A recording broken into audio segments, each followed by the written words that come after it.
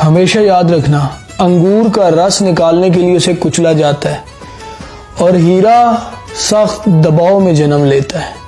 जैतून से तेल निकालने के लिए उसे दबाया जाता है और बीज सख्त अंधेरे में परवान चढ़ता है। इसलिए जब आप कुचले जा रहे हो, सख्त दबाव में हो, निचोड़े जा रहे हो या फिर आपके इर्द गिर्द सख्त अंधेरा हो, यकीन रखें कि आप बहुत बड़ी मंजिलों के लिए तैयार हो रहे हैं।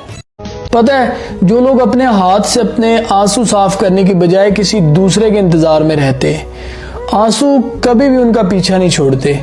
और जो लोग अपने आंसू खुद पूंछकर आगे हालात के सीने पे पांव रखकर बढ़ते हैं, वही जिंदगी में कामयाब होते हैं।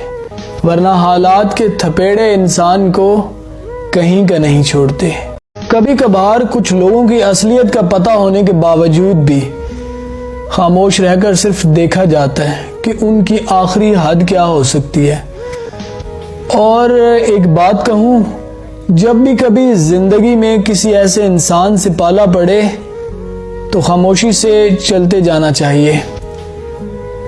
नजरों से तो वो पहले ही गिर चुके होते हैं, लेकिन उनको दिमाग से निकालने के लिए उनकी मक्कारी की आखिरी हद देखना बहुत ज़रूरी होता है, ताकि ज़िंदगी में किसी और की चालाकियों और मक्कारियों से बचा जा सके। मोहब्बत का तकाजा ये है कि आप दूसरे के लिए सहूलत पैदा करें। कैद करना, गिरा लगाना, जिनसे मोहब्बत उन्हीं पर मुसल्लत होना हासिद फासिद की निशानी है। पता है, उड़ते पंछी आवारा ज़रूर होते हैं, मगर नस्ली हमेशा एक ही हाथ से चोग खाते हैं। तरक्की इतनी हुई है कि हज़ारों मील दूर बैठे हुए लोगों को सुन सकते हैं, देख सकते हैं, और बेहिस इतने हुए हैं कि पास बैठे लोगों की तकलीफ ना नज़र आती है ना महसूस होती है। ये मोहब्बत की खासियत है कि उनसे ही होती है जो नसीब में नहीं होते।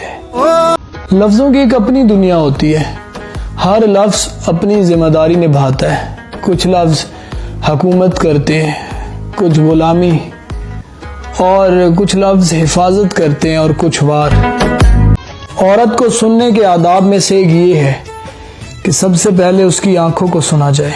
पता है, हम जिनके लिए सुई के नाके से गुजर जाते हैं, वो हमारे लिए सुई बराबर तकलीफ भी सहना गवारा नहीं करते।